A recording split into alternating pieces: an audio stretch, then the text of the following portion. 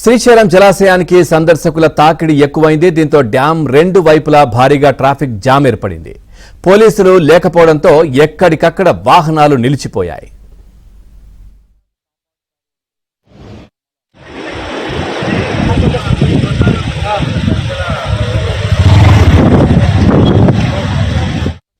చూస్తున్నాం, శ్రీశైలం జలాశయానికి సందర్శకుల తాకిడి ఎక్కువైంది. దీంతో డ్యాం రెండు వైపులా భారీగా ట్రాఫిక్ జామ్ ఏర్పడిన పరిస్థితి. పోలీసులు లేకపోవడంతో ఎక్కడికక్కడ వాహనాలు కూడా నిలిచిపోయాయి. ఇదే విషయానికి సంబంధించి మరింత సమాచారాన్ని మా కరెస్పాండెంట్ సుంకన్న అందిస్తారు. సుంకన్న, ఒకవైపు డ్యాం ప్రమాదకర స్థాయిలో కూడా ప్రవహిస్తున్నటువంటి పరిస్థితులు కనిపిస్తా ఉన్నాయి.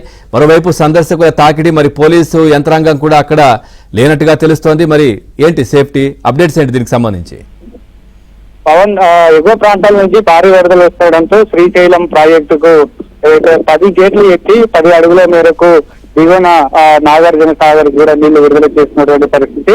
అయితే 2 రోజుల నుంచి కూడా ఈ వరద బాగా పెరుగుతా ఉండడంతో నిన్నటి వరకు 10 గేట్లు 10 అడుగుల మేరకు మాత్రమే ఎత్తారు. అయితే ఈ రోజు ఇంకా దాదాపుగా 4.5 లక్షలకు పైగా ఏదైతే క్యూసెక్లు వరద వస్తుండడంతో దాదాపు వచ్చినటువంటి నీళ్లను వచ్చినట్లు దిగువన నాగార్జున సాగర్ కు విడుదలవుతున్నట్టు.